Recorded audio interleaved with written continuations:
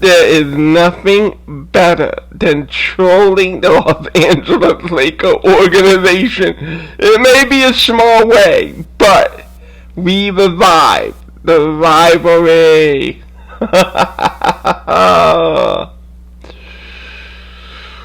boy! Daryl Morey strikes again, guys. 48 hours ago, we were feeling dreadful about all this. We were like, could we really get it done? Could we really get rid of that badass contract? Could we really put ourselves in a position to be more competitive than we were last year? Which is basically, after the 5-0 start, you were very basically a 540-something ball club, which, I don't know about you, but Ben Simmons and Joel Embiid's days of being 500 are over. Like Ben Simmons tweeted at the end, he was like, he doesn't want to feel this way again. I don't want to feel this way again. No one in the city of Philadelphia wants to feel this way again. And the God himself, Daryl Morey, comes in. And when the first opportunity comes to make moves, he made moves. And no one thought that you could substantially improve the roster without moving Joel and Ben. And then Daryl was like, nah, guys, I got this. We can build a supporting cast around our two guys and we can make a team better. You draft Tyrese Maxey, a really, really young kid. I'm going to get that video out. I'm really excited about Tyrese Maxey and the long-term future here in Philadelphia. You go and you draft an Isaiah Joe, a 3-point shooter he gets a lot of steals, and I think that allows him to be feisty and competitive on the defensive end. I never really thought of him as a great defender, but he'll get the opportunity to compete at that small forward spot, which is basically wide open right now. And then obviously you pull off a trade for Steph Curry. That's going to be hard. Their names are so similar. Steph Curry, he shot 45% from 3-point land. You can play him next to Embiid and next to Simmons, and you're just going to get all that dynamic explosiveness in terms of space. You have Tobias Harris, a veteran scorer who can come in and put the ball in the hoop. I'm excited about this team, guys. I really am. I think that the one downside, if there is any downside really, is that you're small forward. You went and you got yourself a backup center, but now you really need to, and it might be an in-house solution. Is J.R. Smith going to come in?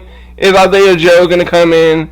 I'm sorry, everyone keeps pegging Danny Green into the starting spot because he is a veteran, and it's like, no, I don't want to see that. I don't think Danny Green is a good enough starter. Literally, if Danny Green has to start, then you might as well hope that Matisse Thybulle becomes a better 3-point shooter. I would rather have Matisse Thybulle's ability to defend, even though I don't think Matisse can guard threes. But I would rather have that kind of defensive playmaking than to settle, if you will, with Danny Green. Danny Green could come off the bench. Danny Green could give me 15 minutes a night. But damn the hell to starting him. So the Sixers still have a hole at that starting small forward spot, in my opinion. Unless you move Ben to the 3, and you have Shake, or it could be Max. Really, the future of the Sixers is going to be Shake Milton and Tyrese Maxey in the backcourt. They're going to share that backcourt together, because both of those young guys have incredible upside, and both of them complement each other. Maxey is a playmaking guard. Shake Milton is an incredible shooter. They're going to be the backcourt of the future, and they're going to be great together. Whether that's now or whether that's next year, I don't really know. But I think that one of those two young guards needs to have the spot, and I would just move Ben Simmons as a small forward. He'll still have the ball. There's going to be a lot of space. Tobias Harris shoot the B-ball at 38%.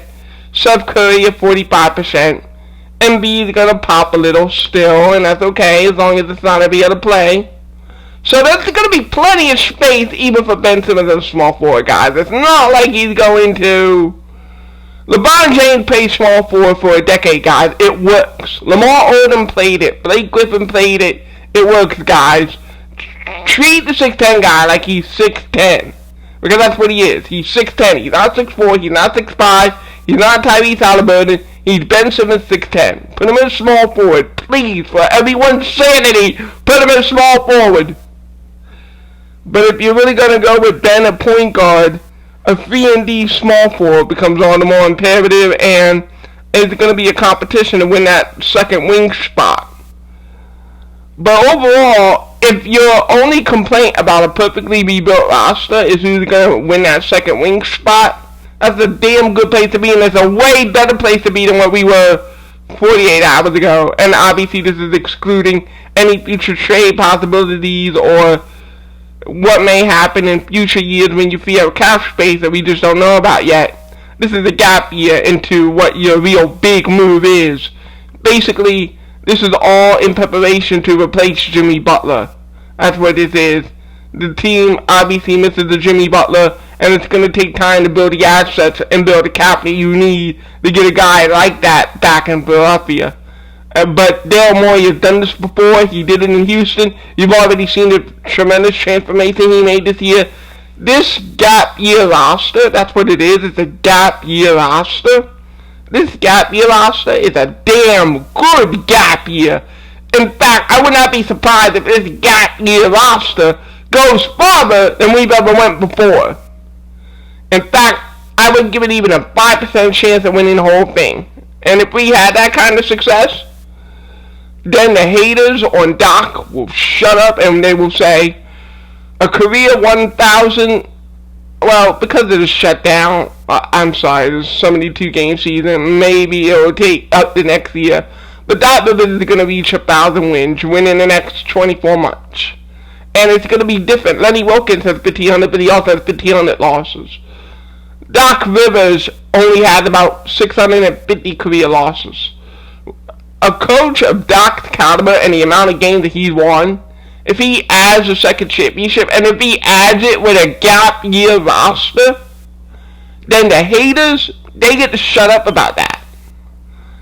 And also, if he wins with a gap year roster, you're looking at the Clippers wingman, and you're going like, was it Doc or was it you guys? Seriously, I'm looking forward to this. I'm looking forward to the drama. I'm looking forward to what we can do. I'm looking forward to NBA highlights. Quick start to the season. Let's go!